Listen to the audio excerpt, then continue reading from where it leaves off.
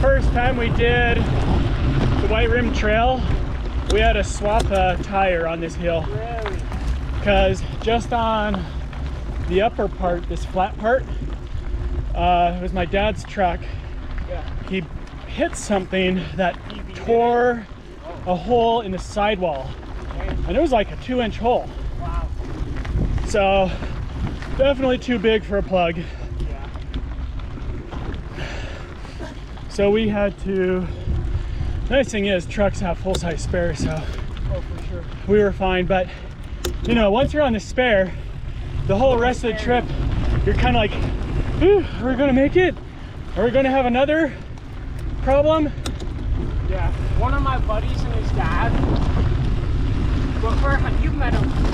Were you on? Wait. You've been on a river trip with us? Well, yeah, we did the bottom part of Canyonlands. So, do you remember the Claytons, Daniel Clayton? Oh yeah, he's fun. Yeah, so him and his son, they bought like a brand new power wagon. Oh, they were talking about it at one time. Yeah, so they put like a camper in the bed. Yeah. And bought like a camp. Have you seen those small like camp overland trailers with water storage or rooftop tent on top? Some look pretty robust. Yeah. So they had the camper in the back and one of those. Wow. And they did the Baja. Oh, all the way down it. Wow. And then my boss, Jonathan Wagstaff, he went in like his Sequoia with them.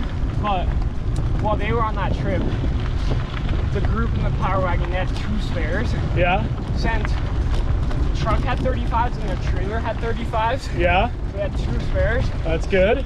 And they were on their last spare. Same thing, tore a hole on the sidewall. And apparently they were able to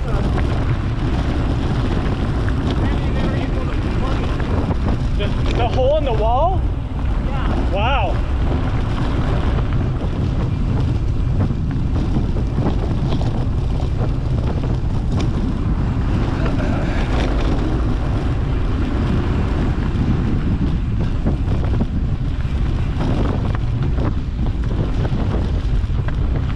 So I don't know if the same thing exists for road vehicles, but for mountain bikes, there's I think they call it a boot kit. If you get, so you know how we run tubeless, so that way you can plug it and you got tire sealant and all that kind of stuff. Well, if you get a torn sidewall that's too big for a plug, in my fanny pack I have a, I think they call it a boot kit. But just think of it as like a 2-inch by 5-inch patch. So you're supposed to, you know, break the bead, get in there, wipe off all the tire sealant to try to get it dry. And it's just like duct tape. But I guess it has more fiber reinforcement than duct tape, and you know, it's a certain type of adhesive that works well with sealant. Because I've just put on brand new tires this season.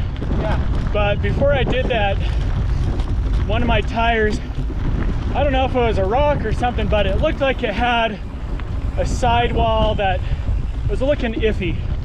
So that's why I added it to my assortment of stuff that and it's really light to bring, you know. For sure. I even have in here just, I've unrolled a, so Phil, you're dropping all your wrappers for your Starburst. It's okay, you can keep going. But be mindful of your pockets. What was I about to say? Oh, I just have a little tiny roll of duct tape too, just in case.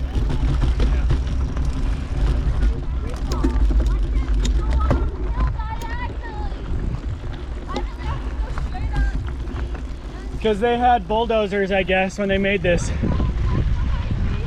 It was the uranium miner bulldozer folks.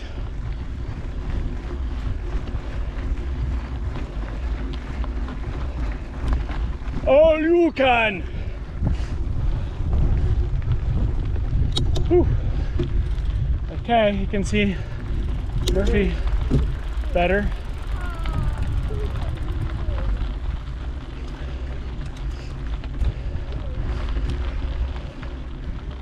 think I'm finally gonna bite the bullet and build a PC when I go to college. Yeah. Yeah. What's so Are there specs you've been thinking of? I think I'm gonna go Intel. Yeah. An i7 probably. Yeah. Makes sense. Just if I get into like photo editing or stuff like that. Like, Well, it works with everything. yeah, exactly. And that's Ryzen. Ryzen was at the top for the last few years, but Yeah. Intel's new chips is great. Yeah.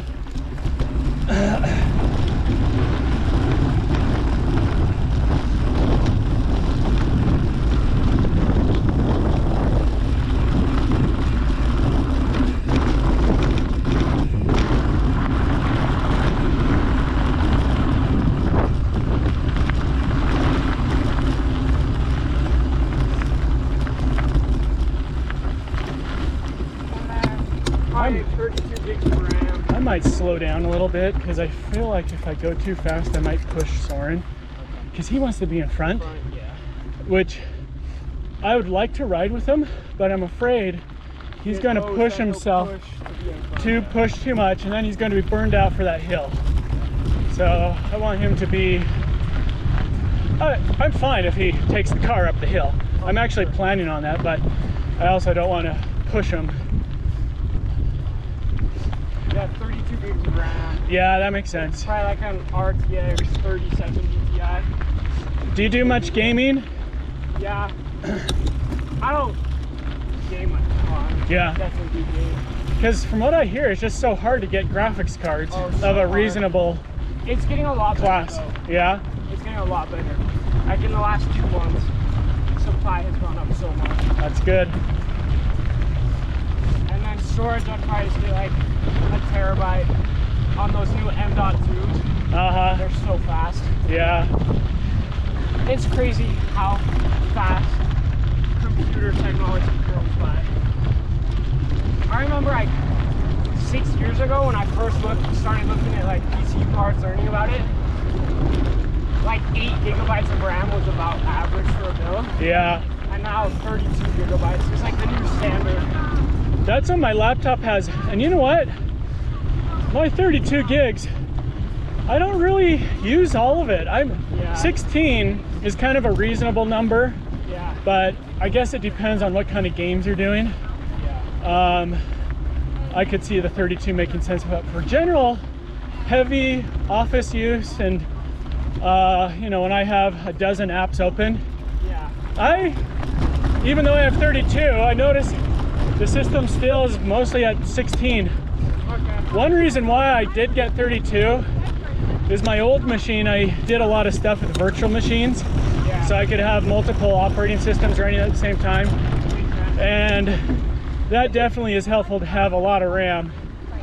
But on my new laptop, I've had new responsibilities that haven't required as many virtual machines.